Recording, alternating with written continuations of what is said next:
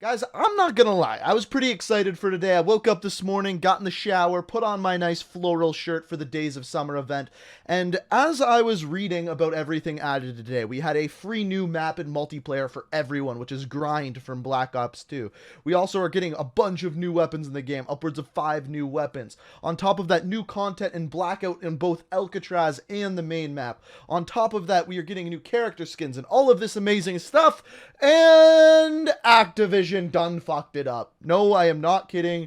They did it again. An amazing patch, completely overshadowed by microtransactions. Again, they did it again. Now, if you're looking for the entire patch notes, what's changed in every game mode, I'm going to make a video later on today talking about all of that, but I wanted to make this video first to get my point across as to the god-awful business practice that's going on behind the scenes at Treyarch and Activision, because it's bad, man. Now, if you are at all interested in playing some of the Days of Summer update with me, I will be live streaming tonight. It'll probably be a little bit later, around 7:30 p.m. or 8 Eastern Standard Time, and I will be doing a live stream for a few hours over there. It'll be the first link down in the description, and if you want to play some Black Ops 4 with me, you want to play some Days of Summer with me, check that out. Like I said, first link down below. So the question is, why do I say that the game is now pay to win? Well, it's simple.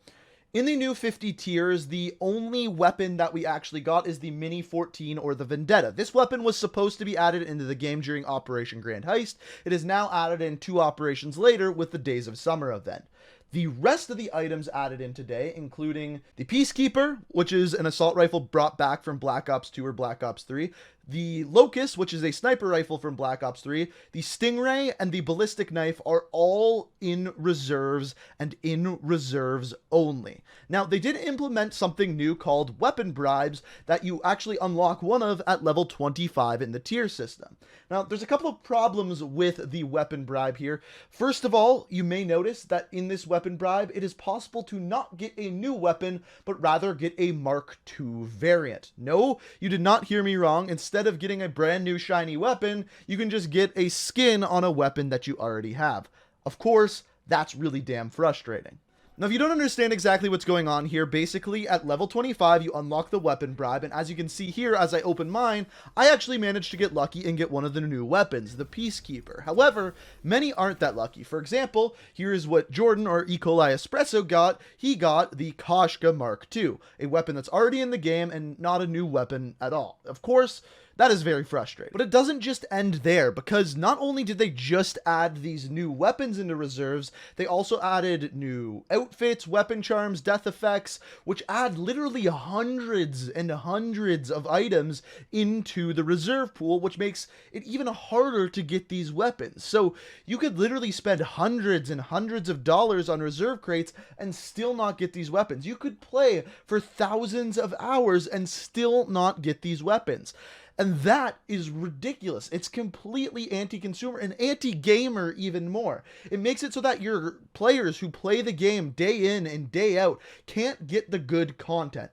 This is amplified even further when you go ahead and look at the 50 tiers that they implemented into this event. When Black Ops 4 was first released and we found out that the contraband stream was going to be the method of monetization within the game, people were excited because basically you could earn everything that they were going to put into the game for free simply by playing the game. The more hours you put in, the more stuff you got, and the better stuff you got. And at the start of the game, there was really good stuff in the contraband stream.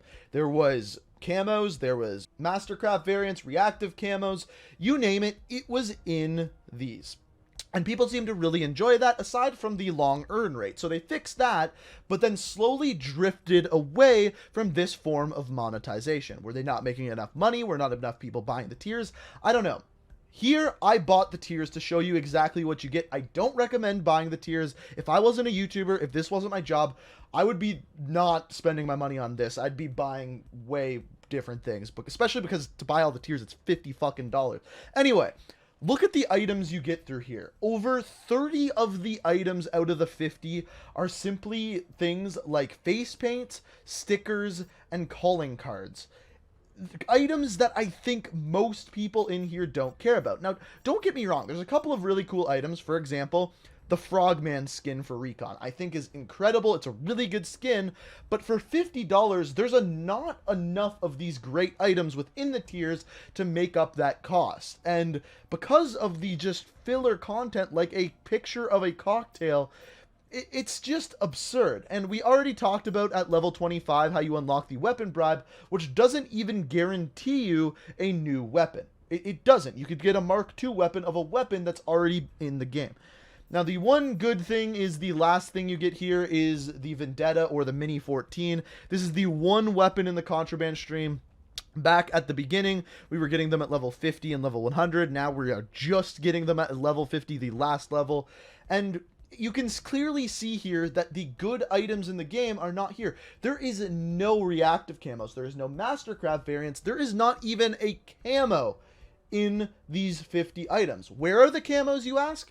You have to pay for. So as you can see here, for $7, you can buy the Treasure Vault reactive camo. You can buy one of the best skins that they released, the Skipper, for $8. Or you can buy a Mastercraft weapon, which is called Ahab's Revenge for the Swordfish, which I'm not gonna lie, looks really, really dope, but at the same time, is gonna cost you $20. On top of that, my favorite item that they have added in this event is actually in a bundle. It is $11 or 1,100 COD points, and you get the Raul Menendez Ladies Man skin for Blackout. And I really love this skin, but it's $11, and the only other thing you get out of it is 5 reserve case, which I guess you could technically get weapons out of, which is still ridiculous, but we'll get to that in a minute.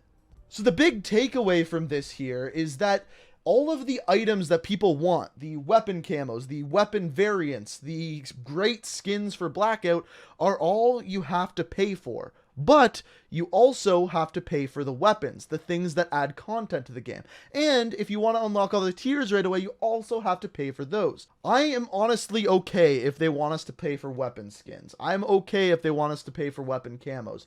But to pay for everything like this, to pay for the content that's in the game like weapons, is just too much. Not to mention, you already have to buy the goddamn game to play it in the first place. Now, to play devil's advocate, the other way you could unlock these is by simply playing the game, right? Well, as we know, every hour or so that you play the game, you unlock one reserve. Inside that reserve, you get one item. Now, the problem is they now have, I think, over 1,000 items in this reserve system, or at least it's close to that. And on top of that, the only way to guarantee yourself an item is every third duplicate you get, you're guaranteed a new item. And the more items you get, the more duplicates you get. And honestly, while I was opening, I had 20 saved up. As I was opening these, I would say 90% of the items that I got were duplicates.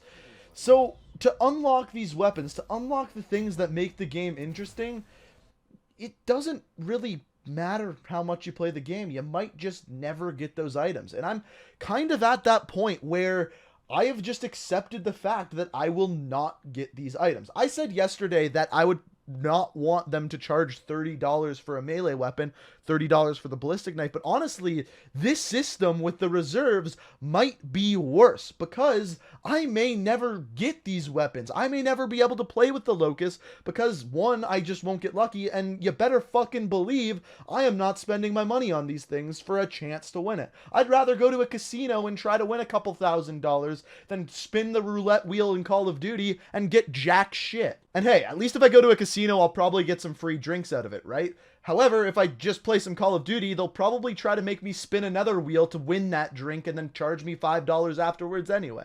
Oh, wait, they just charged me for a sticker of a drink. I forgot about that. Now, I'm not going to lie, it is not all bad. One of the great things that they implemented with this is a community challenge. So, after 15 million public matches are played, everyone who plays the game unlocks the Grav in multiplayer, a weapon that has been there since the very launch of the game, however, is now put into multiplayer and you can use attachments on it. So after 15 million public matches, everyone gets this gun. I don't mind that. I like that they're putting in the community challenges. They have also actually announced that in the end of June, they're implementing contracts similar to Black Ops 3, and that will hopefully help us get more reserves and possibly weapons. Maybe we can actually earn some weapon bribes from it. Who knows? Why they wouldn't put the contracts out with this update so people weren't as mad, I have no idea. The point I'm getting at here is not everything Black Ops 4, Treyarch, and Activision are doing is bad. They released a free multiplayer map today. That's a step in the right direction. They put a bunch of updates into the game, like Capture the Flag. They updated the Blackout map. These are all steps in the right direction, but all of a sudden, they put weapons into supply drops. And even though they took 5 steps forward, they're doing backflips like Spectre way the fuck back. And that is my biggest problem with this game. It is so frustrating to see something you love do so many things right and just blow it all up by making stupid decisions because of money. That is the biggest problem I have with this. And it seems like every single time an update comes out, I'm so excited. I think they're doing the right thing, and I get burnt for it. And it's like I'm in a toxic relationship with a girl where, yeah, she's super hot and super nice, but she's still fucking other guys behind my back. That is what Call of Duty Black Ops 4 feels like, and I'm starting to give up, man. I don't know what to tell you. But that's my thoughts on that. Like I said, I'll have a video out later today telling you everything that's in this update. I hope you enjoyed this video. If you did, I'd really appreciate it if you could hit that like button. Maybe share it with some people. Share it with Treyarch. I don't care. Just spread the word, because I want this game to be good, and we're running out of time. So, hope you enjoyed the video. Thank you so much for watching, and until next time, guys, peace out. We are reaching for the stars, but we're made